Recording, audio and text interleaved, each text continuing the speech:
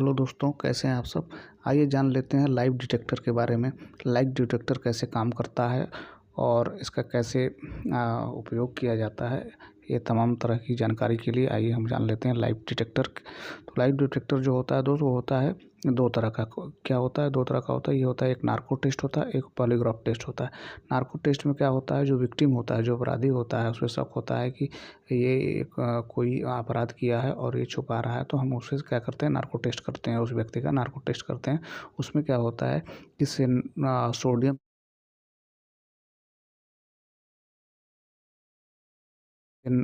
Sodium पेंटोथेन, यह है sodium पेंटोथेन। Sodium पेंटोथेन का इंजेक्शन दिया जाता है, जिससे क्या होता है कि वो व्यक्ति का दिमाग जो हो जाता है, स्थिर हो जाता है। और दिमाग स्थिर होने के बाद उससे धीरे धीरे क्या होता है, प्रश्न पूछा जाता है। प्रश्न पूछा जाता है रिलेटेड घटना के बारे में। ठीक है, रिलेटेड घटना के बारे में प्रश्न पूछा जाता है। और धीरे धीरे पहले स्टार्ट से ही डायरेक्ट हम पॉइंट पे नहीं आते हैं। डायरेक्ट पहले उसका हालचाल पूछते हैं।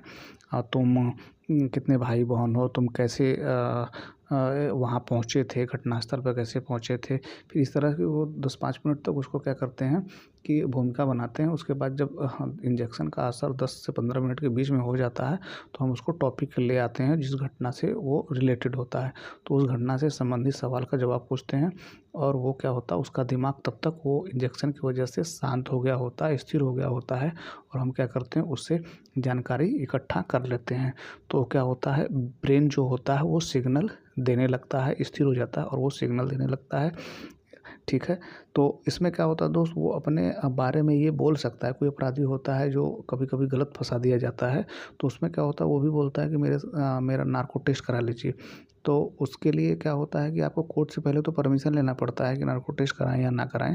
तो नार्को टेस्ट के लिए अगर कोई व्यक्ति है जिसको गलत फंसाया गया, तो कहता है नार्को टेस्ट कराने के लिए। तो नार्को टेस्ट में क्या होता है कि अगर व्यक्ति अपना जुर्म कबूल भी कर लेता है, फिर भी कोर्ट उसको मानता नहीं है। क्योंकि आर्टिकल 20 के तहत, जो आर्टिकल 20 है, उसके तहत ये कहा गया है कि कोई भी व्यक्ति अपने खिलाफ गवाही नहीं दे सकता है। वो क्या कर सकता है, वो उसके नार्को टेस्ट के साथ वो क्या करता है कि उसे गवाही से उसकी जो सूचना है उस रिलेटेड सब्जेक्ट से, तो उससे क्या होता है, सूचना प्राप्त कर सकता है, उसे सबूत प्राप्त कर सकता है। लेकिन क्या कर सकता है, उसके द्वारा दी गई गवाही से वो क्या कर सकता है, जो विक्टिम होता है उसको सज़ा नहीं दी जा सकती है। जैसे वो जब उसको इंजेक्शन दिया जाएगा, तो उसकी घटना से रिलेटेड सबूत के बारे में पूछा गया, किस चीज़ से तुम मारे हो और मारे हो तो कहाँ उस चीज़ को रखे हो। तो ये सब जानकारी इकट्ठा करके वो सबूत पेश किया जाता है कोर्ट में। और तब कोर्ट ये कहती है ना, ये सबूत तुम्हारे खिलाफ हैं और इससे ये साबित होता है कि तुम अपराधी हो। ठीक है दोस्त, तो ये रहा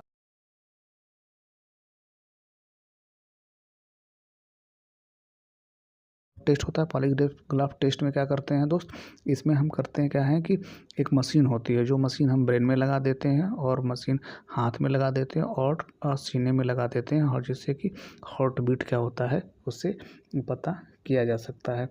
ठीक है, तो हम क्या करते हैं, मशीन लगाने के बाद हम रिलेटेड घटना से संबंधित, जिसमें शक होता है कि ये इस घटना में इन्वॉल्व था, तो उस घटना से संबंधित बातें हम उससे पूछते हैं।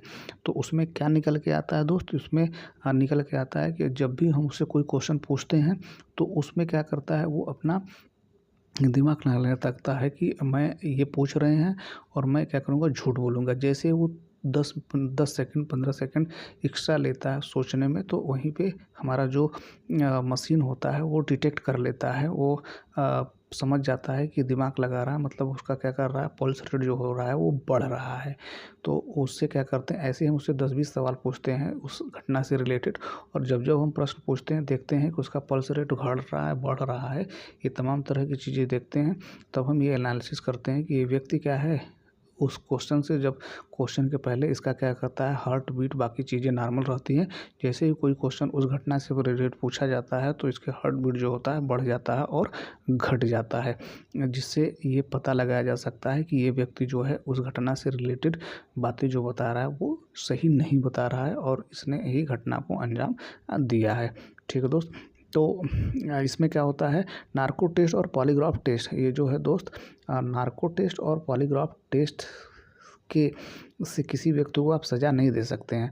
आप क्या कर सकते हैं, इसको एक माध्यम बना सकते हैं, उसके माध्यम से आप व्यक्ति से ये बातें निकलवा सकते हैं कि घटना के समय तुम कहाँ थे और तुमने उस घटना में इन्वॉल्व थे कि नहीं, और उस घटना से में अगर तुम इन्वॉल्व थे तो किस हथियार का प्रयोग किए थे, हथियार कहाँ छुपाए हो।